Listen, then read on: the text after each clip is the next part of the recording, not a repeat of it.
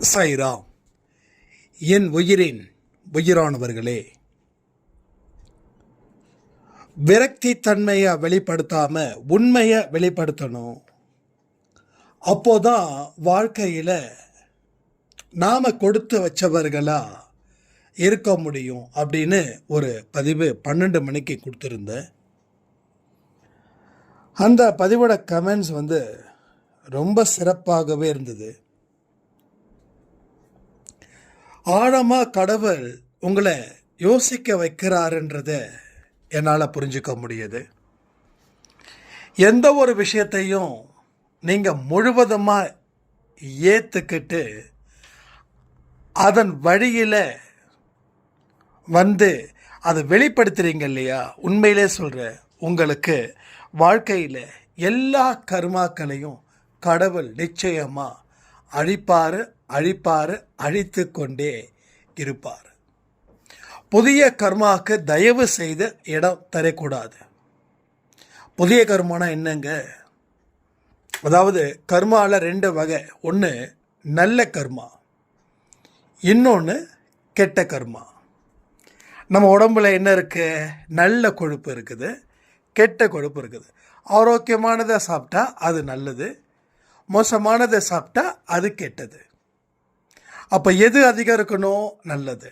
அப்போ எது செயலில் அதிகம் இருக்கணும்? நல்லது. அப்போ புது கர்மாவை இப்படி எழுதலாமா? 100 வருஷம் வாழ்வதற்கும் ஆரோக்கியமாக இருப்பதற்கும் நம்ம பிரச்சனைகளில் இருந்து வெளிவருவதற்கும் அந்த மாதிரி கர்மாக்களை நாம் எழுதலாமா? எழுதுனா பாஸ் ஆகிடலாமா? எஸ். வாழ்க்கையை நல்லா படிச்சிட்டோம் அப்படின்னா பாஸ், நோ ஃபெயில். நல்ல இன்னும் சூப்பராக செமையாக படித்தோம் அப்படின்னா யாராலையும் நம்மளை பீட் பண்ண முடியாத அளவுக்கு ஒரு பெரிய சக்ஸஸ்ஃபுல் ஃபார்முலாவை கிரியேட் பண்ண முடியும். ஒரு நல்ல சக்ஸஸ்ஃபுல் ஃபார்முலா என்ன தெரியுமா? எல்லாத்தையும் புரிஞ்சு நடந்துக்கோ. எது வேணும்னு நினச்சி வாழ ஆரம்பிச்சிடு. அப்போது வேண்டப்பட்டதை மட்டும் செய், வேண்டப்படாததை பற்றி நினச்சி கூட பார்க்காத. எது எல்லாம் உன்னை சூழ்ச்சியில் கொண்டு போகுதோ அந்த கர்மத்தை எதுக்கு நீ செய்கிற? எதெல்லாம் நல்லது செஞ்சால் உனக்கு நல்லா இருக்குமா அந்த கர்மத்தை உடனுக்குடன் செய். நீ தான் முடிவு பண்ணணும். உன் வாழ்க்கைக்கு நீயே ராஜா. நாம் நினைக்கிறோம் நான் இல்லை, நான் அவருக்கு அடிமை, இவருக்கு அடிமை. அடிமையில் இருந்து மீள முடியாது அப்படின்னு எங்கேயும் சட்டம் இல்லை. உங்களால் முடியும்னு நினச்சதால தான் நமக்கு மகாத்மா காந்தி சுதந்திரம் வாங்கி கொடுத்தாரு. அவர் முடியாதுன்னு நினச்சிருந்தா சுதந்திரம் கிடைச்சிருக்குமோ இல்லை அப்படியே போயிருக்குமோ யாருக்கு தெரியும்? அப்போ நாம் அடிமையாக ஆகணும். அடிமையாக ஆகிட்டோன்னு தெரிஞ்சும் அடிமையில் இருந்து விலகணும். விலகுனா இங்கே எல்லாம் நல்லது. இவங்க அடிமை அவங்க அடிமைலாம் இல்லை, எல்லாமே கர்ம வினைகள் அடிப்படையிலே தான் அவங்க சொல்கிறத நீங்கள் கேட்க வேண்டிய சூழ்நிலைக்கு தள்ளப்பட்டு இருக்கீங்க. அந்த வினை கொஞ்சம் மாறிடுச்சுன்னா நீங்கள் சொல்லுறத அவங்க நிச்சயமாக கேட்பாங்க. அப்போ இனி வாழ்க்கையை எப்படி அமைச்சிக்கிறது? கடவுளோட வழி தான் என் வழி அப்படின்னு நாம் நினைக்கும் போது அதை எப்படி நம்ம ரீஆர்கனைஸ் பண்ணுறது? நம்ம பல பேரால் தோற்று போயிருக்கோம். உண்மை. ஏன் தோற்று போனோம்?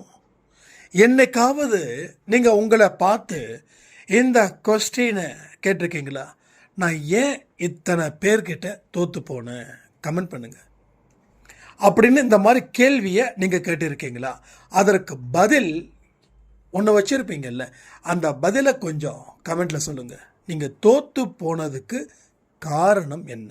அவ்வளோதான். அப்போது இதை இன்னும் சில பேர் இதுக்கு இன்னும் காரணமே இல்லாமல் வாழ்ந்துட்டு இருக்காங்க. அது ரொம்ப பரிதாபத்துக்குரிய ஒரு வழி. அது ரொம்ப ரொம்ப பரிதாபத்துக்குரிய வழி. என்ன நடக்குது? என்ன நடந்துச்சு, என்ன நடக்க போகுதுன்னு நிறைய பேருக்கு தெரியல. என்னமோ ஒன்று நடக்குது, நான் வாழ்கிறேன். இது இந்த சித்தாந்தத்தின்படி நீங்கள் உங்களுக்கு உரிய ஒரு விதியை உருவாக்கப்பட்டா அந்த சித்தாந்தம் உங்கள் வாழ்க்கையை சூனியமாக மாற்றிடும். உங்கள் வாழ்க்கையை சூனியமாக மாற்றிடும். நல்லா புரிஞ்சுக்கணும். அப்போது அந்த சித்தாந்தத்தை உடைச்சி எறியணும். என்னுடைய வாழ்க்கையை கட்டுப்படுத்தக்கூடிய அத்தனை சக்தியும் கடவுள் இன்று இரவு எனக்கு கொடுக்குறாருன்னு நம்பணும். அப்போது நீங்கள் நம்பும்போது இந்த பதிவு இனி வரக்கூடிய ஒவ்வொரு வார்த்தையும் உங்கள் வாழ்க்கைக்கு அர்த்தமானதாகவும் பயனுள்ளதாகவும் மாறப்போகுது. அப்போ பேசிக்கான சில விஷயத்தால் தான் நம்ம வீழ்த்தப்பட்டு இருக்கோம். இப்போது நான் வீழ்த்தப்படுறேன் அப்படின்னா எப்படி என்னை வீழ்த்த முடியும்? என்னை முழுசாக தெரிஞ்சுக்கிட்டவன் தான் என்னை வீழ்த்த முடியும். சரியா? என்னை நல்லா புரிஞ்சுக்கிட்டவன், என்னை நல்லா தெரிஞ்சுக்கிட்டவன், என்னுடைய பலத்தையும் என் பலகீனத்தையும் தெரிஞ்சவன் மட்டும்தான் என்னை வீழ்த்தவே முடியும். வேற ஒருவராலையும் என்னை வீழ்த்த முடியாது. உண்மையா இல்லையா? முகம் தெரியாத நபர் உங்களை வீழ்த்த முடியுமா? முகம் தெரிந்த நபர், அந்த நபர் அளவுக்கு அதிகமாக பழகியனவராக இருக்கிறவர் தான் உங்களை வீழ்த்த முடியும். இல்லைன்னா யாராலையும் வீழ்த்த முடியாது. ஏன்னா இங்கே சப்ஜெக்டே இல்லை. உங்கள் பலம் என்னன்னு தெரியாது, உங்கள் பலகீனம் என்னமும் தெரியாது. அப்போ என்னுடைய பலகீனத்தை பிறருக்கு எப்படி தெரியும் அப்படின்னா, என்னுடைய வழியினால் மட்டுமே அது பிறருக்கு தெரியும். நான் தான் என்னுடைய பலகீனத்தை அவங்களுக்கு சொல்கிறேன். அப்போ அவங்க அதை வச்சு என்னை வீழ்த்துறாங்க. எது என்னால் முடியாதுன்னு நினச்சி வருத்தப்படுறனோ அதை என்கிட்ட திரும்ப திரும்ப அதை சொல்லும் போதோ, இதை அதை வச்ச சில சம்பவங்கள் இருக்கும்போதோ நான் வீழ்த்தப்படுறேன். அப்போ ஒருத்தர் என்னை அடிமையாக்கிட்டான். இப்போ இவன் பண்ணக்கூடிய டார்ச்சரை இன்னொருத்தவங்கிட்ட சொல்கிறோம். அவனுக்கும் என்னுடைய பலகீனத்தை சொல்கிறேன், அவனும் என்னை வீழ்த்துறான். இதே போலதான் உங்கள் வாழ்க்கையில் உங்கள் பலகீனத்தை உங்கள் கணவன்கிட்டையோ உங்கள் மனைவி கிட்டையோ நீங்கள் சொல்கிறீங்க. அவங்க அவங்களுடைய சொந்தத்துக்கிட்ட உங்கள் மேலே ஏதாவது சண்டையோ காழ்ப்புணர்ச்சியோ இருக்கும்போது அதை அவங்கக்கிட்ட ஷேர் பண்ணுறாங்க. இப்போ ஒரு இடத்துல இருக்கக்கூடிய அடிமைத்தனம் அப்படி பரவுது. அதனால் நீங்கள் வீழ்த்தப்பட்டீங்க. இப்போ நீங்கள் வீழ்த்தப்பட்டதுக்கு காரணம், தொடர் தோல்வி அடைஞ்சதற்கு காரணம் யாரு? நீங்கள் தான். நீங்கள் தான். ஒரு சார் ரொம்ப கோபமாக பேசுனாங்க. தம்பி, எதுக்கு எடுத்தாலும் நாங்கள் தான் சொல்கிறீங்க. அப்போது நாங்கள் வேணும்னே யாராவது செய்ய முடியுமா அப்படின்னு. நான் வேணும்னு நீங்கள் செய்கிறீங்கன்னு சொல்லவே இல்லையே. தெரியாமல் செஞ்சிட்டீங்க, அதற்கு உண்டான தண்டனையை அனுபவிக்கிறீங்களா இல்லையா? அப்போது பிறர் மீது நம்பிக்கை வை, ஆனால் அவங்கள சார்ந்து இருக்காத. பிறர் மீது நம்பிக்கை வச்சுடு, தப்பே கிடையாது. ஆனால் ஒரு டிபெண்டாக இருக்காத.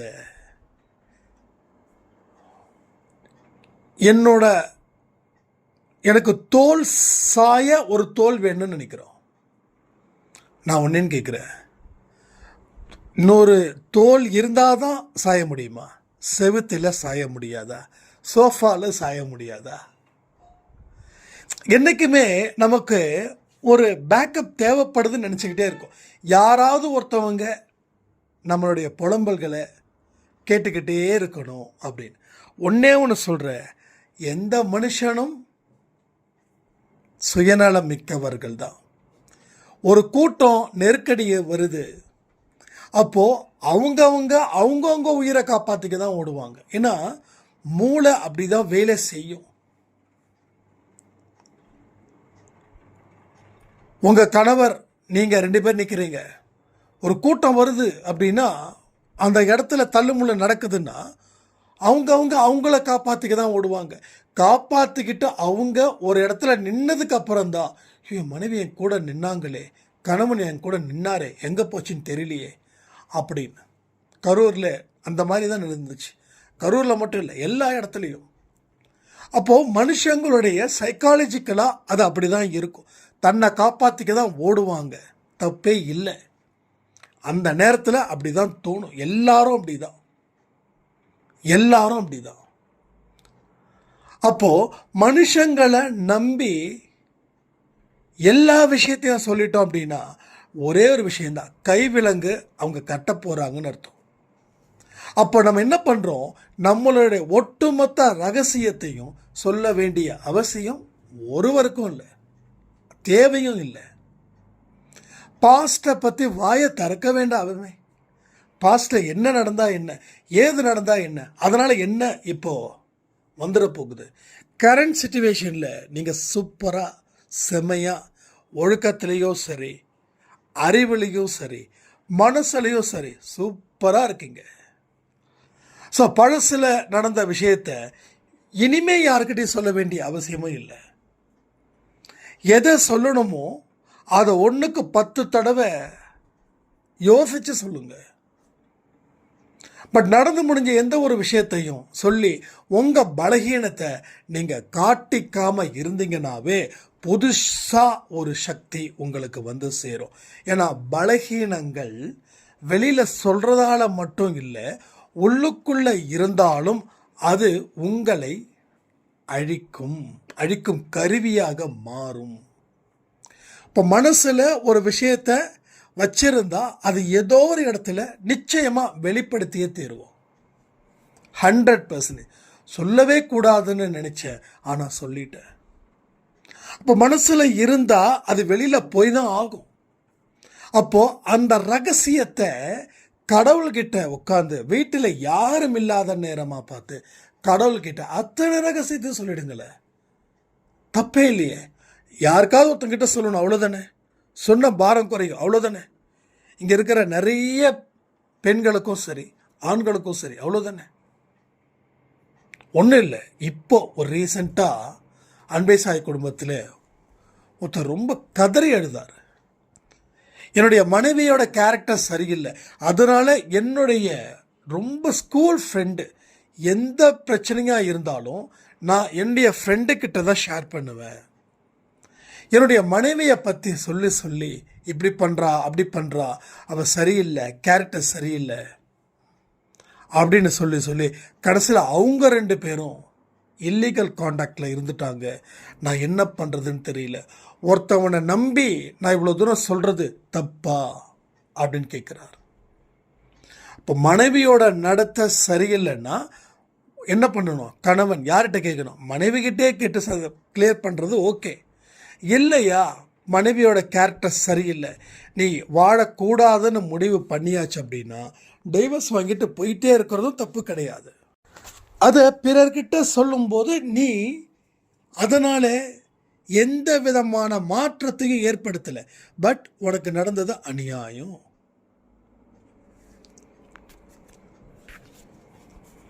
இன்னைக்கு உங்களுடைய விஷயமே தான் உங்களுக்கு பெரிய பலத்தை அடிய திரும்ப திரும்ப திரும்ப கொடுக்குது.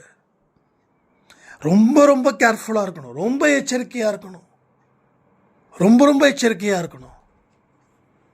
திரும்ப திரும்ப சொல்கிறேன், இங்கே ஏகப்பட்ட ப்ராப்ளம்ஸ் இருக்குது. இங்கே இன்டர்நெட்டால் ஏகப்பட்ட விஷயங்கள். உங்கள் ஃபேஸ் இருந்துச்சுன்னா போதும், எதை வேணாலும் எப்படி வேணாலும் மாற்றி அமைச்சு பணம் பறிக்கக்கூடிய கூட்டம் நிறைய நிறைய நிறைய இருக்குது,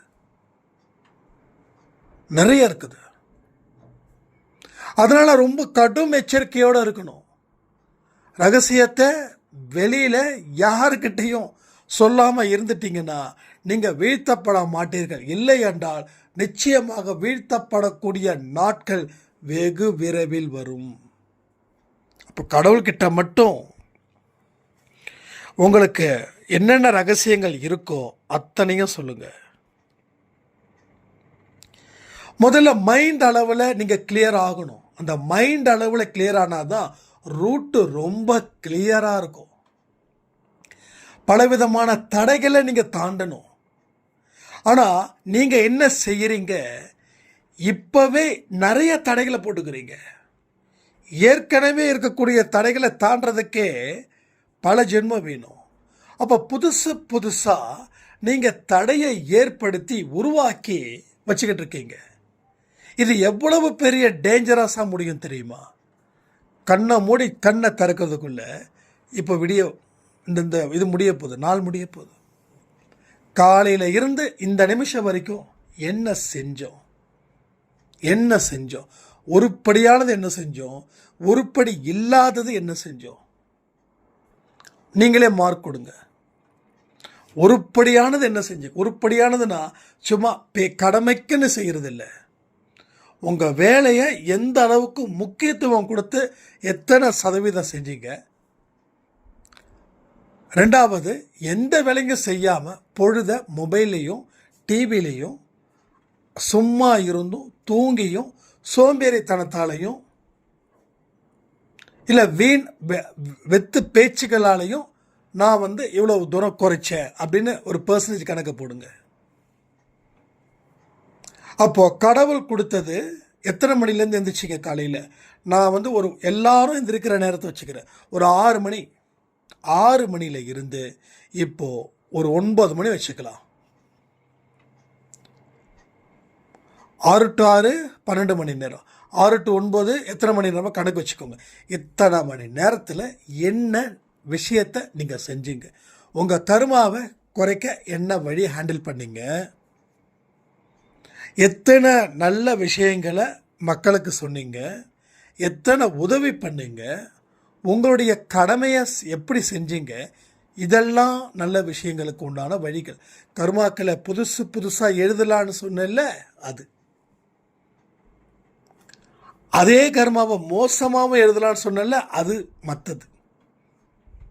கோபப்படுறது, பொறாமப்படுறது, இதெல்லாம் டைரியில் நோட்டட். ஒவ்வொன்றும் கடவுளோட டைரியில், அந்த நோட்டடில் தான் எல்லா விஷயமும் அடங்கி கிடக்குது.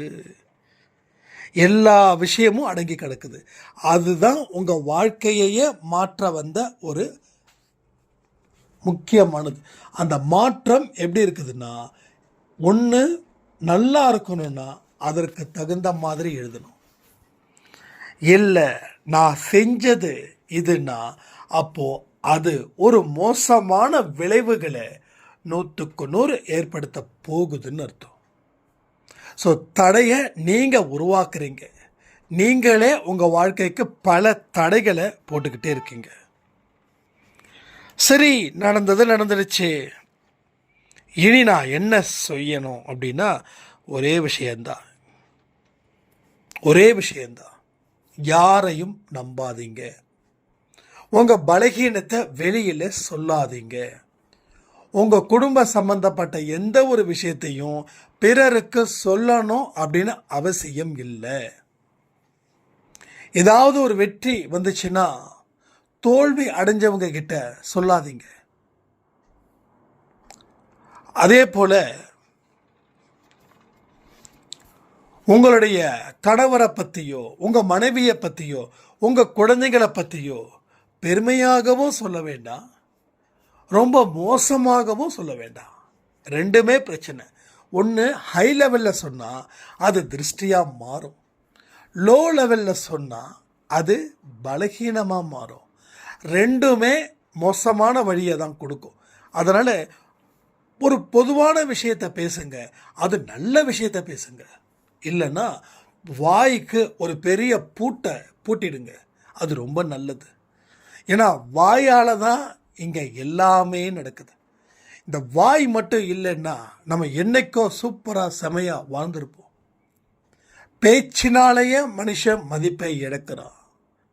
அளவுக்கு அதிகமாக எங்கே பேசுகிறோமோ அங்கே நீங்கள் மதிப்பை இழந்திருப்பீங்க. நல்லா பாருங்கள், நீங்கள் எத்தனை பேர்கிட்ட எவ்வளவு க்ளோஸாக இருப்பீங்களோ அவங்க இப்போ உங்ககிட்ட க்ளோஸாக இருக்க மாட்டாங்க. ஏன்னா நீங்கள் பேசின பேச்சு அப்பேற்பட்டது. 10 வருஷத்துக்கு உண்டானதை ஒரே வருஷத்தில் பேசிட்டிங்கன்னா அதுக்கப்புறம் பேசுகிறது எல்லாமே வீண் பேச்சு, வெட்டி பேச்சு. அதனால் பிரிவோ இல்லை மனக்கசப்போ அங்கே நிச்சயமாக நடக்கும், நடந்தே தீரும், நடந்து இருக்கணும். நடந்திருக்கா? கமெண்ட் பண்ணுங்கள். அப்போ அளவாக பேசு, அளவாக வாழு. எல்லாமே அளவோடு இருந்துடுச்சுன்னா வாழ்க்கை நிறைவாக இருக்கும். அளவுக்கு மிஞ்சினா எது விஷமாகுது? அமிர்தமும் விஷமாகுது, அமிர்தமும் கூட விஷமாகும். என்னதான் ஒரு ஆரோக்கியமான சாப்பாடை சாப்பிட்டோம் நீங்கள் செஞ்சாலும் ஒரு நாளுக்குள்ளே அந்த சாப்பாடை சாப்பிடலைன்னா சாப்பாடு கெட்டு போயிடும். ஒரு நாளே அதிகபட்சம் நான் சொல்கிறேன். இல்லை, நல்ல சாப்பாடு தானே செஞ்சோம், நல்ல ஆரோக்கியமானது தானே செஞ்சோம், எப்படி கெட்டு போகுதுன்னா கெட்டு போகும் தன்மை அது. வள்ளலார் சொல்கிறது, சாப்பிட்ட 4 மணி நேரத்துக்குள்ளே சாப்பாடு செஞ்ச 4 ஹவர்ஸில் சாப்பிடணுமா, இல்லாட்டி விஷம் ஏறுமா. ஆனால் ஞாயிற்றுக்கிழமை வச்சிருக்கக்கூடிய மீன் குழம்பு புதன்கிழமை வரைக்கும் சப்ளை ஆகுது. ஞாயிற்றுக்கிழமை வச்சிருக்கிற மட்டன் குழம்பு திங்கட்கிழமை நைட்டு வரைக்கும் சப்ளை ஆகுது. ஒவ்வொரு தடவை குழம்பை சூடு பண்ணுறோமே, அது விஷம்னு எத்தனை பேருக்கு தெரியுமா உங்களுக்கு? ஒரு சாம்பாரையோ ஒரு ரசத்தையோ ஒரு குழம்பையோ சிக்கன் ஃப்ரை பண்ணது நல்லா சூடாக சாப்பிட்டா நல்லா இருக்கும்னு நினைக்கிறமே, அதுவோ எதை செஞ்சாலும் அது 4 மணி நேரத்துக்குள்ளே சாப்பிடணும். எகைன் சூடு பண்ணால் விஷம் ஸ்டார்ட் ஆகுது. ஃப்ரிட்ஜுக்குள்ளே இருந்து எதை சாப்பிட்டாலும் அது விஷம்தான். ஃப்ரிட்ஜுக்குள்ளே இருந்து எதை சாப்பிட்டாலும் விஷம்தான். ஏன் ஃப்ரிட்ஜுக்குள்ளே வச்சா நாம் நினைக்கிறோம் கெடாதுன்னு, ஆனால் ஃப்ரிட்ஜுக்குள்ளே வச்சா கெடாதுன்னு யார் சொன்னா? கெட்டு போவதற்கு உண்டான வாய்ப்புகள் அதிகம், ஆனால் முழுவதும் கெட்டு போகலை. ஆனால் ஃப்ரிட்ஜுக்குள்ளே வைக்கும்போது அதனுடைய பாக்டீரியாஸ்கள் உங்களை டார்ச்சர் பண்ணும். ஏன் இப்போ நிறைய பேருக்கு ஏகப்பட்ட பிரச்சனை வருது? ஏன்னா எல்லாருமே ஆரோக்கியமான சாப்பாடு சாப்பிடலை. எவ்வளோதான் சமையலில் ஒரு மணி நேரம் எக்ஸ்ட்ரா கொடுத்தா நல்ல ஆரோக்கியமானது சாப்பிடலாம். ஆரோக்கியமானதில் சாப்பிட்டா என்ன ஆகும்? நீ ஆரோக்கியமாக வாழ்வ, ஆரோக்கியமாக திங்க் பண்ணுவ. இன்றைக்கி ஒரு பேக்கரி பக்கத்தில் ஒரு மொபைல் ஷாப்பு, அங்கே போயிருந்தேன். அவர் என்னை கூப்பிட்டாரு. சார், நம்ம கடைக்கெல்லாம் வரமாட்டிங்களா அப்படின்னாரு. இல்லை சார் அப்படின்னு. என்னங்க ஆச்சுன்னாரு. இல்லைங்க, ஸ்நாக்ஸ்லாம் சாப்பிடக்கூடாது. என்னங்க மறுபடியும் ஏதாவது பயிற்சிக்கு இது கொடுத்துருக்கீங்களா அப்படின்னாரு. ஆமாங்க, அவர் கிறிஸ்டின்னு, ருத்ரதாண்டவ பயிற்சி. சொல்லும்போது அப்படியே என்னமோ பண்ணுதுங்க அப்படின்னாரு. ஆமாங்க, இருந்த பாருங்க, இன்னும் வேறு லெவலில் பண்ணும் அப்படின்னு. என்னென்னங்க பயிற்சி அப்படின்னு ஒரு 9 கட்டளை சொன்னோம். அதில் சிக்கன், மட்டன், மீன் இது சாப்பிடக்கூடாது 48 நாள்னா. சார், எப்படி சார் நீங்களாக இருக்கீங்க? நீங்கள் வாரத்தில் 2 நாள் சாப்பிட்றவங்களாச்சே, எப்படி நீங்கள் இருக்கீங்க? என்னாலலாம் நிச்சயமாக இருக்க முடியாதுங்கன்னு. நான் விஷ்ணு சாய் கிட்ட சொன்னேன், எப்பா சிக்கன் மட்டன் சாப்பிடாமல் இருக்கிறது நமக்கு சாதாரணமாக இருக்குது, ஆனால் நிறைய பேருக்கு இதுவே ஒரு பெரிய டார்ச்சராக இருக்கும். ஒரு வாரம் முடியலனாவே அடுத்த நாளே வச்சுருவாங்க அப்படின்னு. அப்படியா? ஆமாம் அப்படி. அப்போ இது சொல்லும்போது அவர் ஷாக் ஆகிட்டார். சிக்கன் மட்டன்லாம் சாப்பிட்றது இல்லை 48 நாள். இப்போ 3 வாரம் முடிஞ்சிருச்சிங்களா? எஸ், 3 வாரம் கிட்டத்தட்ட முடிஞ்சிருச்சுன்னு நினைக்கிறேன் அப்படி. அப்போது அன்பே சாயில் மட்டும் ஏன் அது சாத்தியமாகுது? எனக்கு டக்குன்னு கேள்வி அவர்கிட்ட பேசி முடித்ததுக்கப்புறம் வந்தது. அன்பே சாயில் மட்டும் எப்படி பாசிபிளாக இருக்குது அப்படின்னா, கடவுளுடைய அனுக்கிரகம் இருக்கிறதால உனக்கு அந்த கண்ட்ரோல் அப்படின்னு வந்திருக்குது. அப்போ கடவுள் அனுக்கிரகம் இல்லை, அதனால் நான் சாப்பிட்றேன்னு சொல்கிறீங்களான்னு சொல்லி நீங்கள் கோவப்பட வேண்டாம். உங்கள் மனக்கட்டுப்பாடு இன்னும் அந்த இடத்துக்கு வரலைன்னு அர்த்தம். இதெல்லாம் மனக்கட்டுப்பாடு, மனசை கட்டுப்படுத்துறது. மனசை கட்டுப்படுத்தினா வாழ்க்கையில் நீ ஜெயிச்சிருவ. வாழ்க்கையில் வெல்லணுன்னா நேரத்துக்கு சாப்பிடு, நேரத்துக்கு தூங்கு. 11 மணிக்கு மேலே நீ முடிச்சே இருக்காது. மேக்ஸிமம் 11, அவ்வளோதான். நான் சம்டைம்ஸ் இந்த ட்ராவலிங்கில் இருக்கும்போது தான், எப்பயாவது ஒருத்தர் தான் நான் ரொம்ப ரேராக தான் யூஸ் பண்ணுவேன் வாட்ஸ்அப், ட்ராவலிங்கில் இருக்கும்போது. மற்றபடி கிடையாது. 11 மணிக்கெல்லாம் என்னுடைய ஃபோன் வந்து ஆட்டோமேட்டிக் ஷெட்யூல் ஆஃபில் போயிடும். விடிய காலையில் 4 மணிக்கு தான் ஃபோன் ஆன் ஆகும். ஏன்னா எல்லாத்தையும் நாம் யூஸ் பண்ணிக்கணும். என்னென்ன டெக்னாலஜிஸ் இருக்குதோ எல்லாத்தையும் யூஸ் பண்ணிக்கணும். ஆனால் அதை நம்ம தப்பாக யூஸ் பண்ணிக்கக்கூடாது. இங்கே தப்பாக தான் யூஸ் பண்ணிக்கிறோம். ஃப்ரிட்ஜை வந்து தப்பாக யூஸ் பண்ணுறோம். இன்னொரு விஷயத்த சொன்னால் உங்களுக்கு வைத்த கலக்கும்னு நினைக்கிறேன். கூலிங் பாக்ஸ் எதுக்குங்க யூஸ் பண்ணுவாங்க? எதுக்கு யூஸ் பண்ணுவாங்க? நான் என் வாயால் சொல்ல மாட்டேன், நீங்கள் சொல்லுங்கள். அப்போது கூலிங் பாக்ஸ் அப்படின்னா எதுக்காக யூஸ் பண்ணுவாங்க? அதே தான் நாம் வந்து ஃப்ரிட்ஜின்ற கூலிங் பாக்ஸில் எல்லாத்தையும் வச்சுருக்கோம். இதுதான் இந்த கூலிங் பாக்ஸில் என்ன இருக்குதோ அதுதான் இந்த ஃப்ரிட்ஜின்ற கூலிங் பாக்ஸ்லேயும் நடக்கும். அதனால் ஆரோக்கியமானதை சாப்பிடுங்க.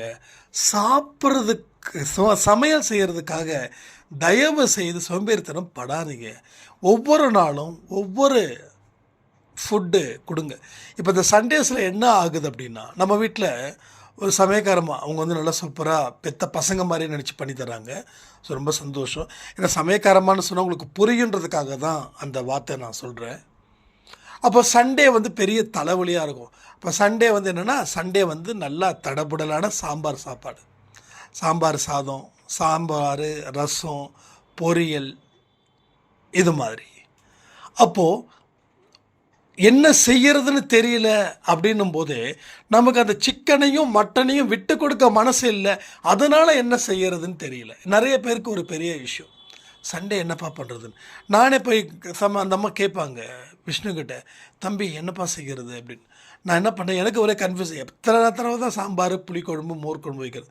போய் நெட்டில் போய் பார்த்த உடனே குழம்பு வகைகள் அப்படின்னோடனே என்னது அப்படின்னு, சுண்டைக்காய் புளிக்குழம்பு அப்படின்னு. ஓகே, இன்றைக்கி சுண்டைக்காய் புளிக்குழம்பு, தண்டு பொரியல், எப்படி இருக்கு காம்போ? ஏன்னா இதெல்லாம் இப்போ வந்து உண்மையிலே சொல்கிறேனே, இந்த 21 நாள் வந்து சிக்கன் மட்டன் சாப்பிடாதது, வெளியில் ஸ்நாக்ஸ் ஐட்டம் அதிகமாக சாப்பிடல. நான் சாப்பிட்டேன், ஆனால் அதிகமாக சாப்பிடல. ஏன் சாப்பிட்டேன்னா அதுக்கு நான் சொல்லிடுறேன். நான் சம்டைம்ஸ் வந்து அவுட்டரில் இருக்கும்போது அந்த பரோட்டா இதுதான் வச்சுருப்பாங்க. அதாவது மதியானம் பண்ண பரோட்டாவே சூடு பண்ணி பண்ணுவாங்க. அது விஷம். அதனால் நான் என்ன பண்ணுவேன், பன் மாதிரி ஏதாவது, மேக்ஸிமம் கோதுமையில் இருந்தால் கோதுமை சாப்பிடுவேன். இல்லை அப்படின்னா ஸ்வீட் இல்லாத பன்னு. அதையும் மீறினா வேறு வழி இல்லைன்னா ஏதாவது, இல்லை பிஸ்கட் இருந்ததுன்னா பிஸ்கட் வித்து டீ வந்து சுகர் இல்லாத டீ, இப்படி சாப்பிட்டுக்கிறேன். எதுவுமே இருக்குது, நாம் இல்லைன்னு நினைக்கிறோம். ஏன் நினைக்கிறோன்னா அது நமக்கு பிடிக்கலன்றதுக்காக இல்லைன்னு நினைக்கிறோம். ஸோ எல்லாத்தையும் கொஞ்சம் திங்க் பண்ணி பாருங்கள். எல்லா விஷயமும் இங்கே நடக்கும்.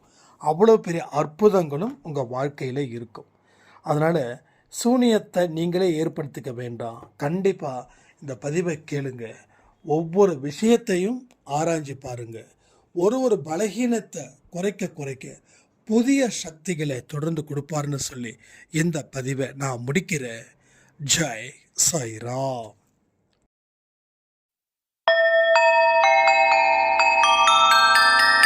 ஓம் சாயிரா சாயிரா, ஓம் சாயிரா சாயிரா, ஓம் சாயிரா சாயிரா, அன்பே சாயிரா, பேரன்பே சாயிரா, அகிலம் தளிக்க ஆத்மா விழிக்க அனுதினம் சாயிரா, எங்கள் அன்பே சாயிரா.